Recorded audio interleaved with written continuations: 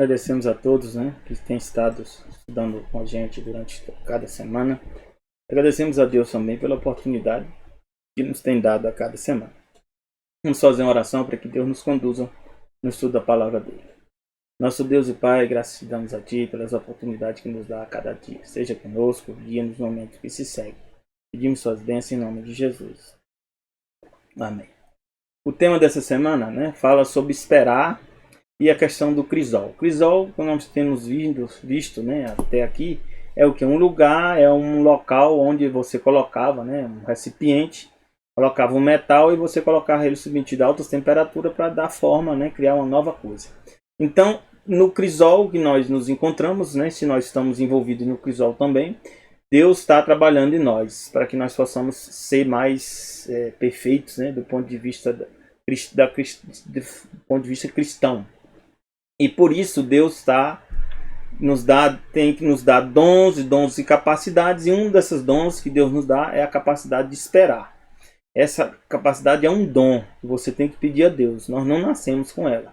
Nós queremos para agora, né? Para ontem, nem se possível, agora nesse instante. Mas Deus nos ensina, assim como Ele criou, né, as coisas, né, em 6 dias, né, podia ter criado instantaneamente, mas resolveu criar, né, o mundo, tudo que nós vimos, né, em 6 dias, e ainda no 7º dia descansou, nos mostrando que tudo requer um planejamento e tem o seu tempo certo, né, para que as coisas ocorram. Então, outra característica, né, que Deus também quer que nós alcancemos, que também vem dele, é a longanimidade. Longânimo, né, está relacionado com bondade, né, com paciência, né, com esperança, ou seja, é a junção de muitas coisas, né, a pessoa longânima, né, a bondade, né, e a misericórdia também. Por isso que aqui diz em Gálatas 5:22 que é um fruto do Espírito, ou seja, que Espírito? Aqui é o Espírito Santo. E se é fruto, é algo, né, que vai ainda ser produzido, né, porque uma planta, primeiro ela tem que nascer, né, crescer, né, para poder dar os frutos. Nós também, né, nascemos, né, crescemos do ponto de vista espiritual. Quando a gente batiza, a gente participa do nascimento e nós temos um processo para o que? Chegar a dar esses frutos. Esses frutos só ocorrem, né, se o Espírito Santo estiver nos conduzindo. E diz aqui que o fruto do Espírito é o que? Um deles é a longanimidade. Já Salmo 103, verso 8 diz: misericordioso e piedoso é o Senhor, longânimo e grande em benignidade. Então a questão da longanimidade e da bondade, né, e da benignidade, da misericórdia e da piedade, elas se unem tudo nessa palavra que nós chamamos de longanimidade. Efésios 4, de 1 a 3 diz: rogo-vos, pois, eu, né? Aqui é Paulo que estava falando nesse momento. Ele estava preso. E mesmo sendo preso, ele não desistiu, nem desanimou da fé. E ele estava explicando qual era o princípio, né, que nós tínhamos que ver através mesmo das adversidades da vida. Então ele diz: eu, preso do Senhor, rogo-vos o quê? Que andeis como é digno da vocação que vocês foram chamados. Então nós somos chamados com um propósito. Vocação é o quê? Por exemplo, eu me tornei engenheiro.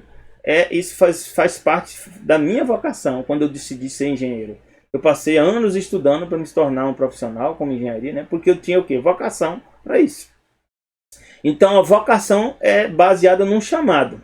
E diz que quando nós recebemos esse chamado, né, nós temos que, com toda humildade e mansidão, longanimidade, suportar uns aos outros em amor. Por que fala suportar? Porque na Bíblia não quer dizer que você vai estar de acordo com todo mundo, nem todo mundo vai estar de acordo com você, mas por causa, né, do princípio, né, e do Espírito Santo, né, ele nos ensina a amar.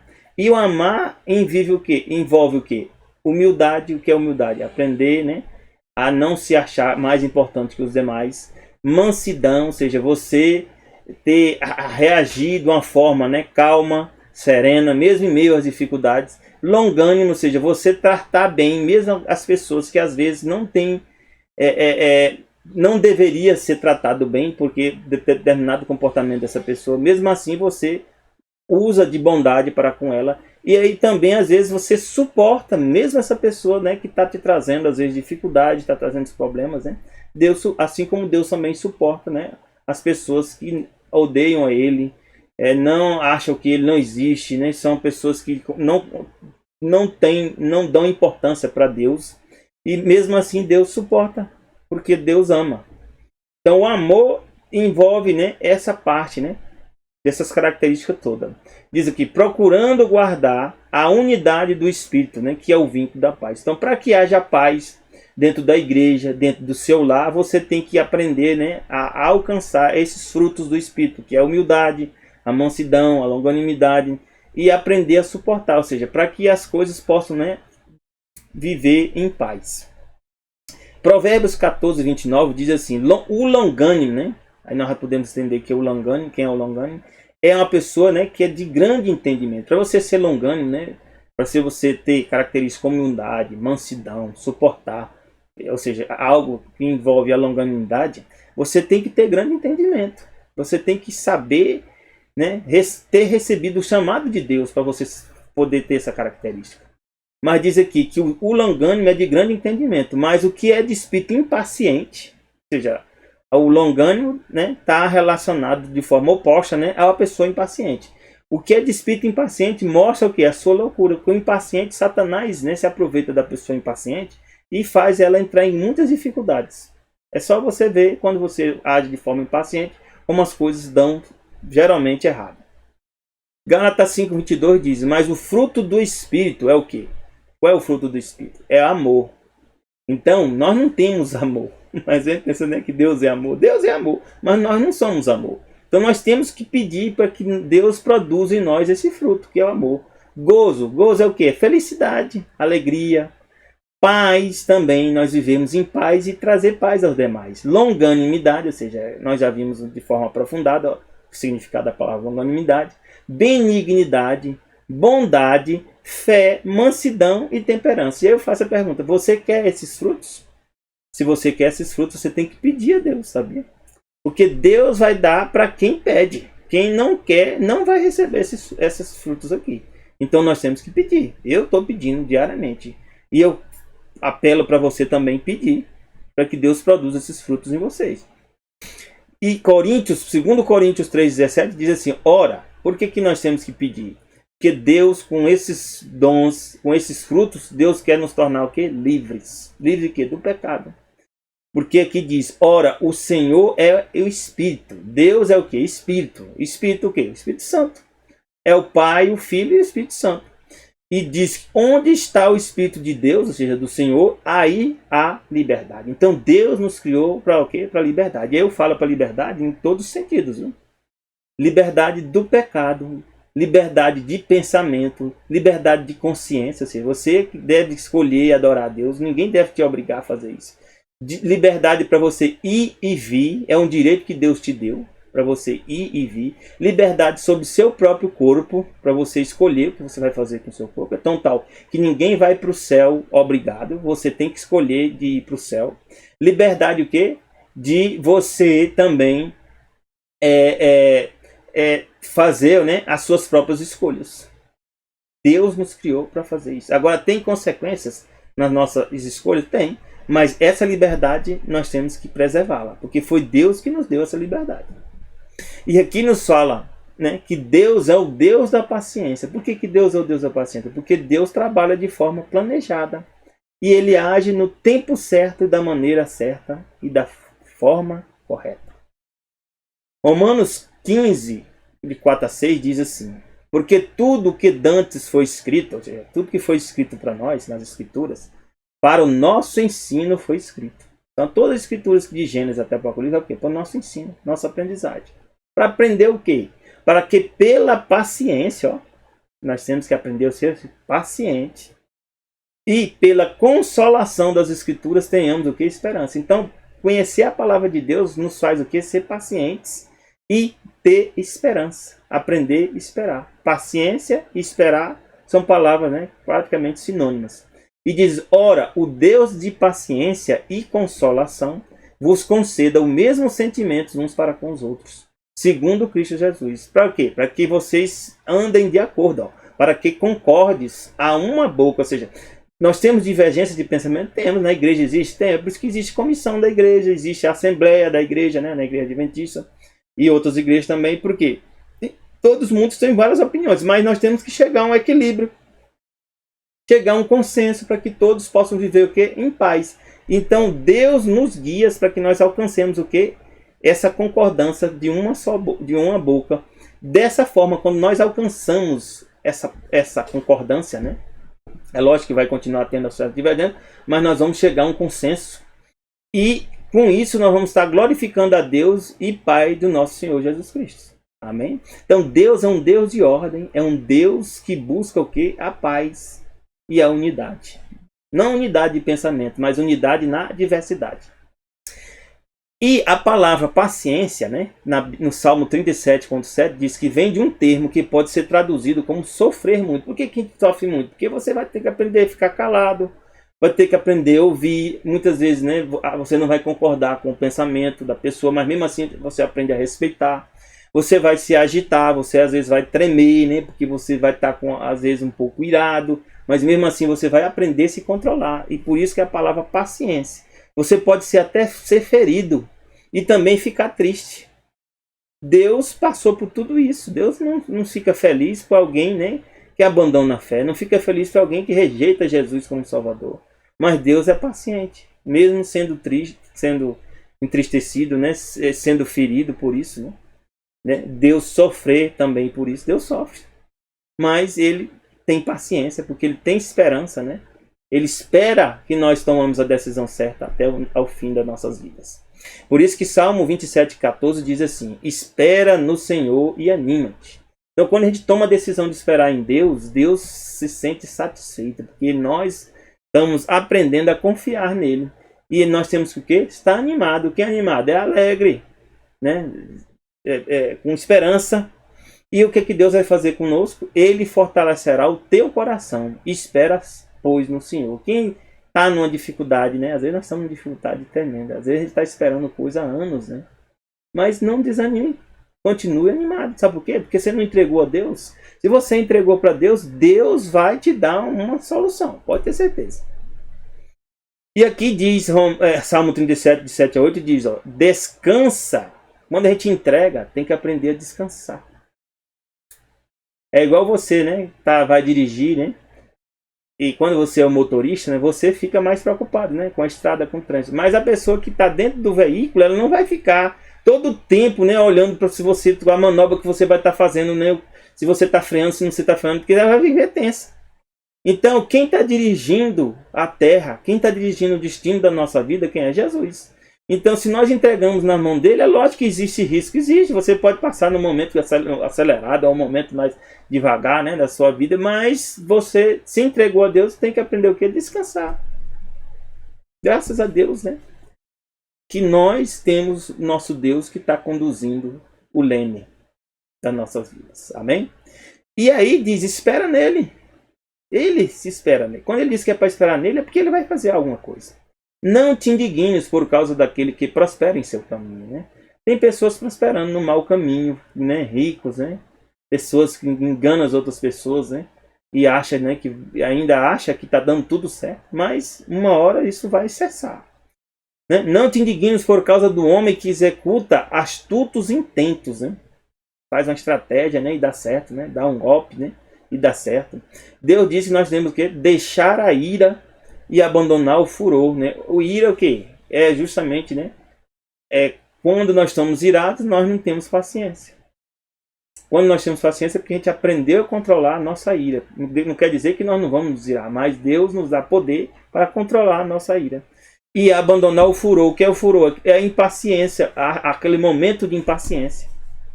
Não te indignes de forma alguma para fazer o mal, porque Satanás, ele quer se aproveitar do momento nosso de impaciência para a gente fazer as coisas erradas, fazer o mal. Termina depois a gente se arrependendo das coisas que a gente fez de forma impaciente. Romanos 5, 3 e 4 diz, não somente isto, né, mas também nós devemos nos gloriar nas tribulações. Paulo fala que a gente deve gloriar na tribulação. Olha, isso é difícil, se gloriar na tribulação. Eu já passei e estou passando por tribulações e é difícil. Mas gloriar aqui não é se alegrar, não é estar satisfeito com a tribulação, não. Gloriar é o que? Nós lembrarmos de Deus, nós nos alegrarmos em Deus, nós descansarmos em Deus, esperarmos nele. Isso é que é gloriar. sabendo que a tribulação, né, quando a gente entregou nas mãos de Deus, vai nos tornar o quê? Mais fortes, mais pacientes. E quanto mais paciência Deus nos der para resistir às provas, né, mais experiente nós vamos ser. E essa experiência, né, vai nos dar o quê? Esperança. E quando vir as provas, nós vamos estar cada vez mais fortes. E não haverá Satanás nem ninguém no mundo ou no universo que vai nos afastar do amor de Jesus. Amém? Você quer seguir por esse caminho? Esse é o caminho da salvação. Porque diz assim, ó, que Jesus, Romanos 5, 6, tudo ocorre no tempo de Deus. Jesus, né, ou Cristo, estando nós ainda fracos, ou seja, nós sendo pecadores, ele morreu a seu tempo por nós, que somos os ímpios. Todos nós éramos ímpios. Quem é o ímpio? É aquele que nasceu em pecado. Todos nós nascemos em pecado. E o que é o justo? O justo é aquele que aceita Jesus como Salvador e deixa de ser o que? Ímpio. Passa a ser o que? Justo. Não porque nós temos poder para isso, mas porque Jesus disse, eu agora vou te salvar.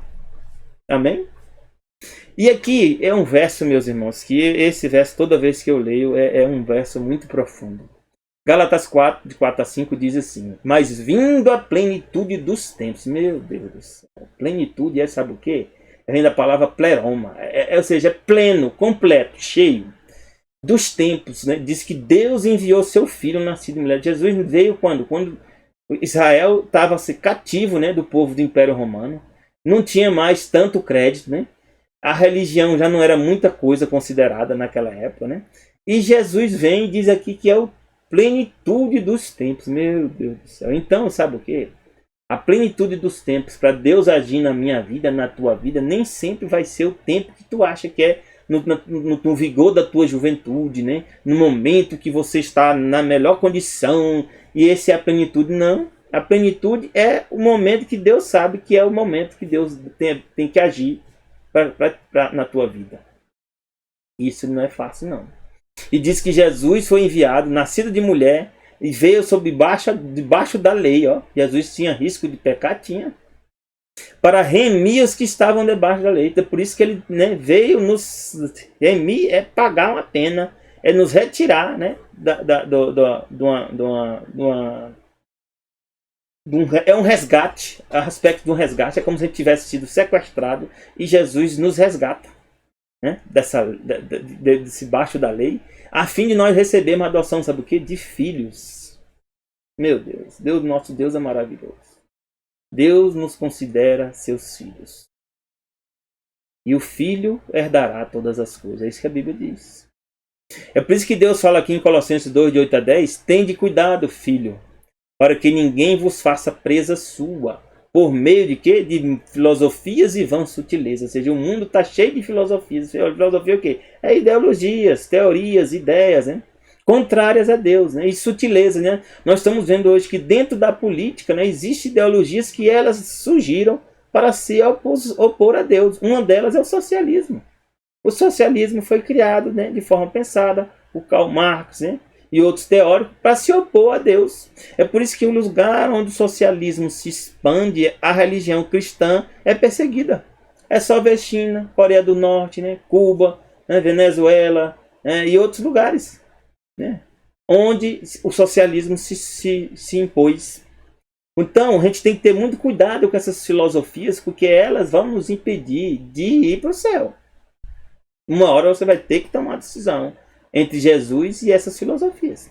Porque aqui diz que essas filosofias são segundo as tradições de homens, segundo os rudimentos do mundo e não segundo Cristo. Por quê? Porque em Jesus habita corporalmente toda a plenitude da divindade. Jesus é plenamente Deus.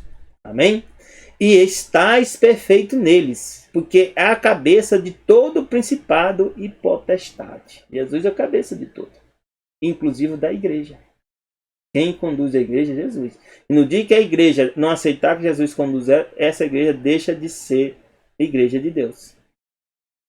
Efésios 3, 19 a 21 diz, Deus tem um propósito para nós. Qual é o propósito de Deus para nós e para você? Conhecer o amor de Cristo, que excede todo entendimento, né? Para que vocês sejais o quê? Cheio de toda a plenitude de Deus. Então, para ser cheio da plenitude de Deus, nós temos que conhecer o amor de Jesus. E diz que Deus é o quê? Poderoso para fazer tudo muito mais abundante além daquilo que nós pedimos ou pensamos. Ou seja, o que a gente pede ou o que a gente pensa em relação a Deus, Deus é muito mais poderoso para fazer isso. Segundo o poder dele que opera em nós. Meu Deus do céu. Se você está pensando agora em Deus, para que Deus te liberte, Deus te dê o poder, ele vai operar em ti. Porque ele é teu pai. Ele decidiu ser teu pai. Só existe uma maneira de ele não operar, se você rejeitá-lo. Eu espero que você não rejeite. É por isso que diz a ele, a esse, glória na igreja por Jesus Cristo, em todas as gerações, para todos sempre. Amém? Nós vemos a história de Davi, que teve muitos problemas e muitas dificuldades, né? Davi foi ungido, jovem, provavelmente 16, 17 anos, talvez até menos. Diz a Bíblia, em 1 Samuel 16, 12, 13, né? Que ele foi escolhido entre os irmãos. Talvez não fosse o mais bonito, né? Diz que ele era ruivo. E provavelmente ele era ruivo, né? De uma pele, né, parecida com a minha. Porque existem pessoas ruivas, né, com a pele escura. Provavelmente Davi não fosse de tez caucasiana, ou seja, uma pele clara. Ele fosse, né, ruivo, né, mas com pele provavelmente escura. E ele foi, né, separado. Deus escolheu ele com um propósito, mesmo sabendo dos defeitos dele. E diz que Samuel, né, foi chamado aqui em estado, né, levanta-te, unge, porque é este mesmo. Então de Samuel tomou um chifre de azeite e ungiu no meio de seus irmãos. Então, primeiro Deus te separa. Desde aquele dia diz que o Espírito do Senhor se apoderou de Davi, passou a guiar Davi. E Samuel se levantou e voltou para o armado. Depois de muito tempo, né, Davi não foi logo assumir o papel de rei. Ele passou por um processo de preparo. E nesse processo foi muita dificuldade, né? Ele passou a ser perseguido, né, pelo rei, que era Saul. E diz que Davi chegou em momentos, né, que ele teve a oportunidade de até matar Saul. E Davi chegou no momento, né, 1 Samuel 26, 9, diz assim: Davi disse a Abisai: não faça dano a Saul, porque quem estendeu a sua mão contra o ungido do Senhor e ficou inocente. Eu lembro, meus irmãos, dos pastores. Nós temos pastores nas igrejas. E pastor comete erro, comete muitos erros. Mas levantar a mão contra um pastor que foi separado é meio complicado, meu irmão. Ore por ele. Repreenda ele no sentido, né? Fale para ele pessoalmente. Se você está em desacordo com alguma coisa, mostre a Bíblia para ele, mostre o Espírito de profecia. Mas levantar a mão para atacar, meu Deus do céu. Eu aprendi com Davi, eu não faço isso. Porque ele é ungido. Ungido é separado. Davi chega a dizer aqui, ó, que Deus é quem faz, quem coloca e tira esse tipo de pessoa, que é ungida. E aqui, 1 Samuel 24, 19, 20, chega um momento, né, que Davi livra novamente Saul e Saul reconhece, né? E diz assim: porque quem há que encontrando o seu inimigo deixaria ir por um bom caminho, né? O Senhor, pois, te pague com bem. Saul reconheceu que Deus tinha separado Davi e Davi era o homem certo. Por isso que hoje me fizeste. Agora, pois, que eu sei bem quem certamente há de reinar e que o reino de Israel há de ser firme na tua mão. E realmente Davi, né, começou a reinar, sabe quando? Com 30 anos de idade. Diz aqui, da idade de 30 anos era Davi quando começou a reinar e reinou 40 anos. Não foi fácil. Esse período todo Davi passando por perseguição. Mas Deus é quem põe e depõe reis. Deus é quem nos coloca no cargo e Deus é quem nos tira do cargo. Às vezes a gente assume um cargo, né? A gente é votado na igreja e logo tem uma desavença, tem um problema, a gente nem consulta Deus. A gente já quer logo entregar o cargo, né? Por que você não pergunta para Deus se é para entregar o cargo? Às vezes Deus quer que você continue nesse cargo, mesmo passando por dificuldades. Porque você não pode pensar que a igreja está sendo conduzida por pessoas, e sim por Deus. Olha, temos que ter muito cuidado. Se for uma questão de doença, uma questão, né, de problema familiar, que você é necessário você sair do cargo, mas outras questões, ore bastante. Porque Deus chama a gente com um propósito. Da mesma forma, Deus chamou Elias, né? E Elias estava numa pressão muito grande, meus irmãos. Elias estava numa situação que o rei de Israel, ou seja, a pessoa que estava com poder, né, tinha o cargo, perseguia a Elias.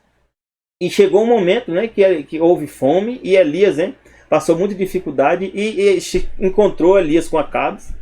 E Elias chega logo, né, Acabe chega logo dizendo para Elias: é tu o perturbador de Israel, né, porque estavam passando sede, né, ele perturbador de Israel. Então Elias chegou e disse: eu não tenho perturbado Israel, mas tu é a casa de teu pai, porque tu deixaste os mandamentos do Senhor e seguiste a adorar falsos deuses, né, que é Baalins. Baalim significa Senhor.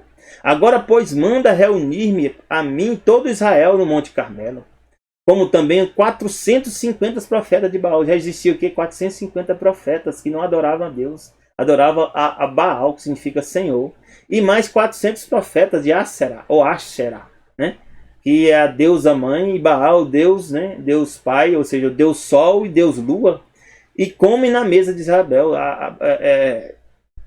Acabe casou com uma mulher que levou ele para um caminho, mas a culpa é dele, Acabe, é que aceitou. Ele conhecia a verdade e seguiu no caminho errado.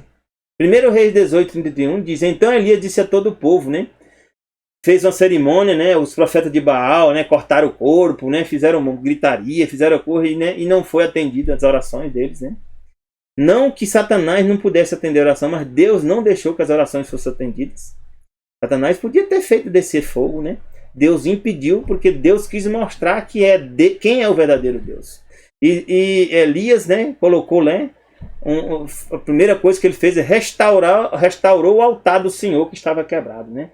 E o que é o altar do Senhor? É o lugar onde você faz o culto a Deus. Você tem que, primeira coisa, meus irmãos, restaurar o altar do Senhor na sua casa, na tua casa. Fazer o culto familiar. Ler a Bíblia. Orar com teus familiares. Exercer o teu papel de pai e mãe na instrução da tua família. E se você está sozinho, né? Marido e esposa, os dois, um fortaleceu o outro.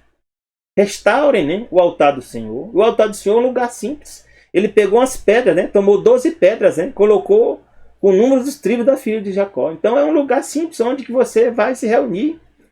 E aquele lugar é um lugar de oração. Você sabe que aquele lugar é um lugar de oração. E diz, o qual veio a palavra do Senhor e dizendo, né? E o que aconteceu? Caiu o fogo do Senhor e consumiu o quê? O holocausto, a lenha, as pedras e o pó. E ainda lambeu a água que estava, né, no lugar. Elias jogou água por cima de tudo e mesmo assim Deus jogou um fogo e consumiu tudo, inclusive a água. Deus envia o fogo do Espírito Santo, meu irmão, para te limpar, te purificar, onde você faz o altar. Dentro do teu lar. E para você adorar a Deus na igreja, primeiro tem que começar a adorar a Deus em casa. No seu trabalho. Tem que ter um momento, né, de oração e adoração a Deus no seu trabalho. Quem decidiu fazer isso? Eu estou decidido. E Deus e o povo reconheceu, né? Depois disso que só o Senhor é Deus. E essa palavra Deus aqui, sabe o que? É Yahvé.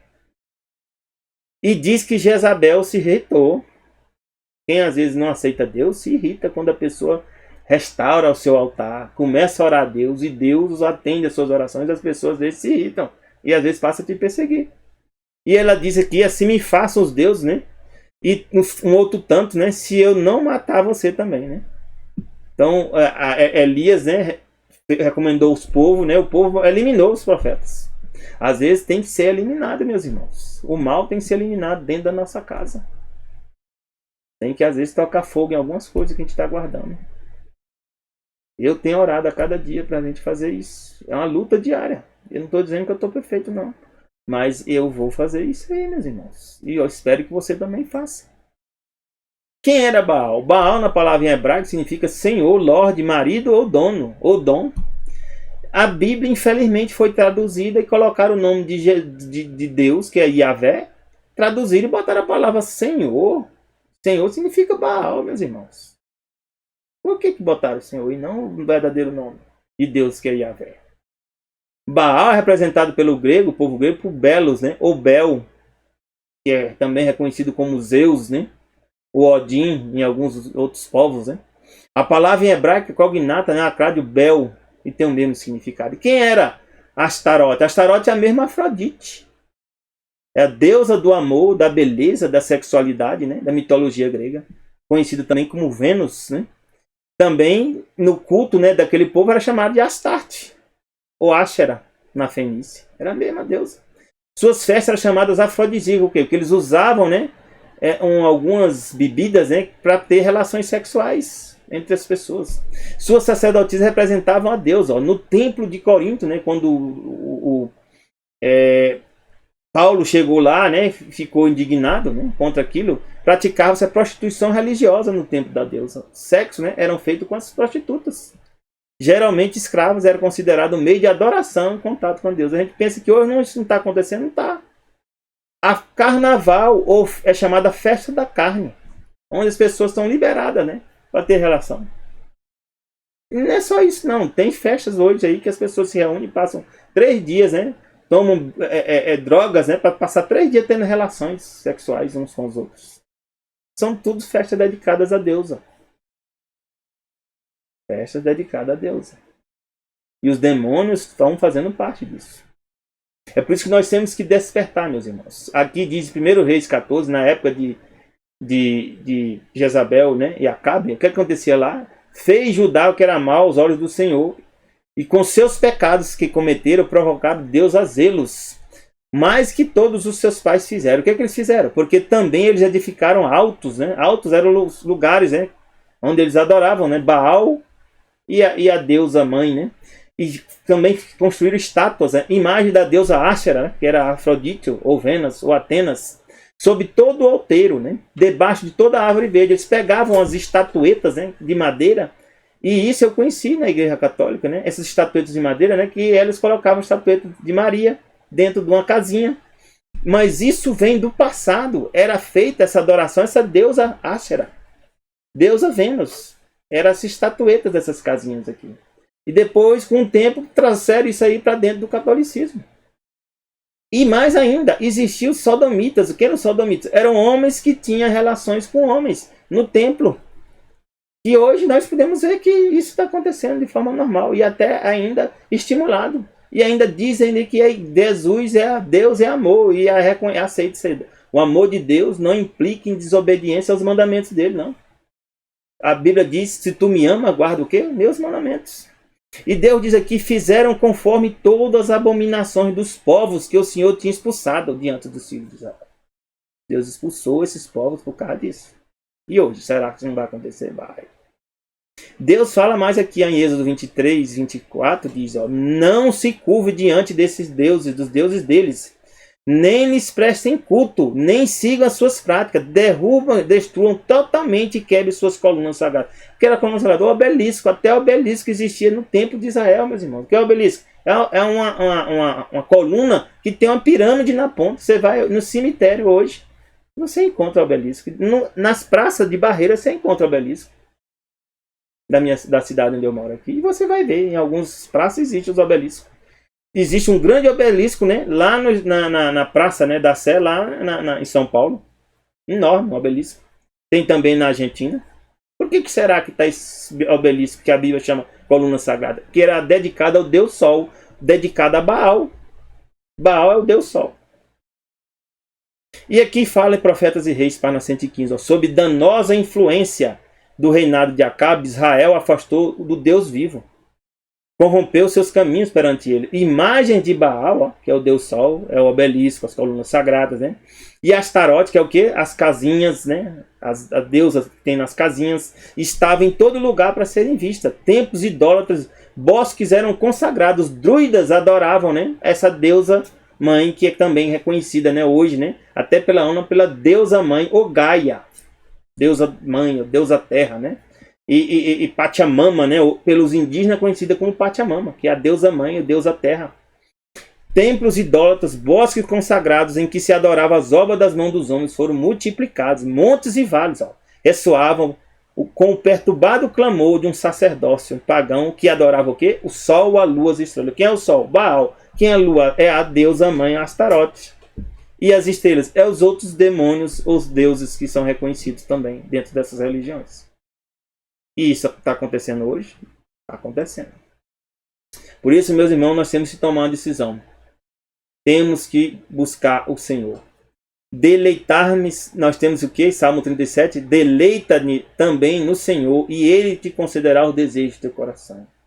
Quem é que vai conceder os desejos do teu coração? É Deus. É lógico que Ele vai corrigir teus desejos, vai aperfeiçoar, vai fazer com que você, né, seja cada vez melhor. Mas a Bíblia diz, entrega o teu caminho ao Senhor, confia nele e Ele fará. Ele fará sobressair a tua justiça como a luz, e o teu juízo como o meio-dia. Amém? Quem quer participar disso? Entregar com os teus desejos e entregar teu caminho ao Senhor. Levante a mão. Eu levantei a minha mão aqui. Ó. Deixa ir, abandona o furor. Não te indignes para fazer o mal.